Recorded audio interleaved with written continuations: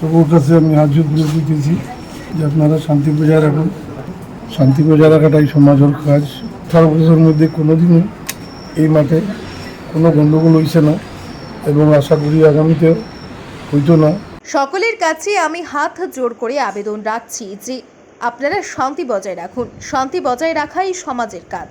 উভয় সম্প্রদায়ের কাছে আমার এই আবেদন, কেউ কোনো ধরনের অপ্রীতিকর কাজ করবেন না, যাহাতে কোনো ধরনের অশান্তির পরিবেশ সৃষ্টি হয়। অশান্তি পরিবেশ হলে সকল সম্প্রদায়ের সব ক্ষেত্রেই ক্ষতি। তাই না বুঝে কোনো ধরনের গুজবে কান দেবেন না। আমার সাথে যা হয়েছে সেটা প্রশাসন আইন অনুযায়ী ব্যবস্থা নেবে। বৃহস্পতিবার সন্ধ্যায় হাসপাতাল থেকে নিজ বাড়িতে ফিরে উপস্থিত সকলের কাছে বারবার জোর হাত করে এভাবে আবেদন করেন কুশিয়ারকুলের বিশিষ্ট সমাজসেবী কনকনাথ। সুধী দর্শক, খবরটি দেখার আগে আপনারা আমাদের আজকের বরাক ইউটিউব সাবস্ক্রাইব এবং ফেসবুকে ফলো করতে ভুলবেন না কিন্তু।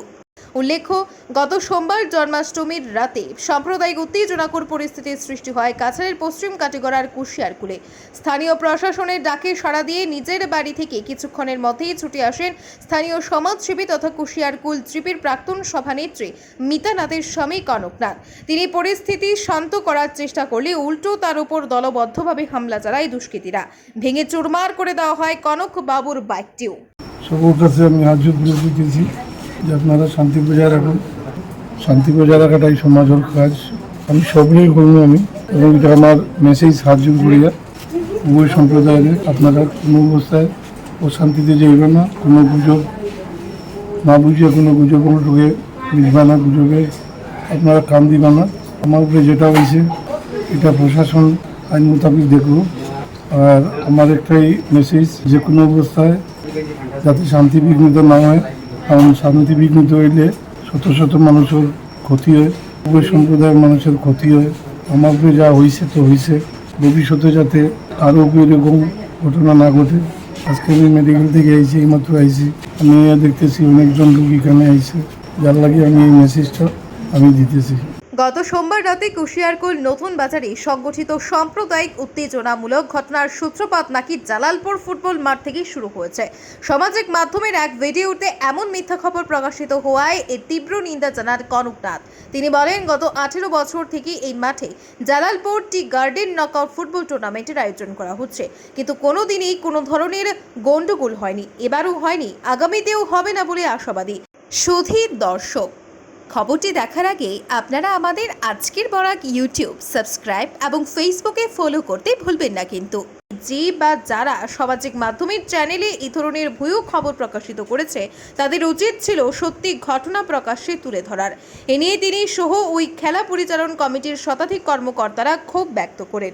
ব্যুরো রিপোর্ট, আজকের বরাক।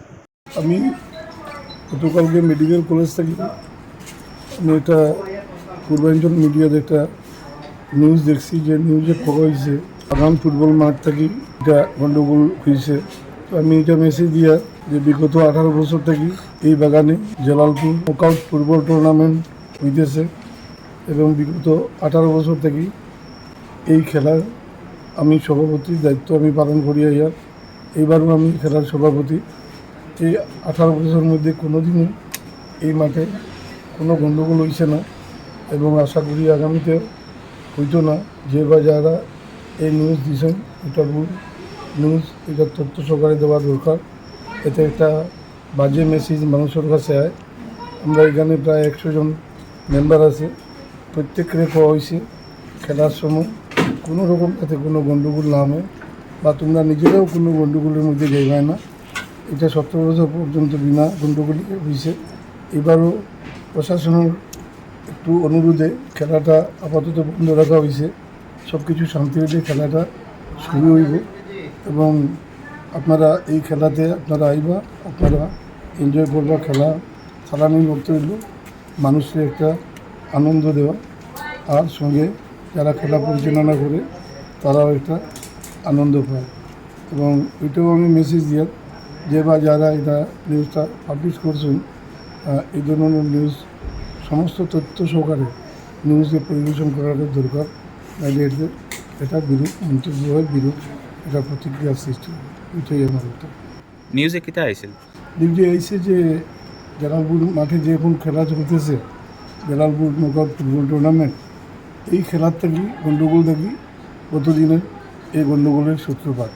তো যেহেতু এখানে কোনো গণ্ডগোল হয়েছে না, গণ্ডগোল এখান থেকে অনেক দূরে হয়েছে, এটার লগে খেলার কোনো সংযোগ নাই, খেলাতে কোনো গণ্ডগোল নাই।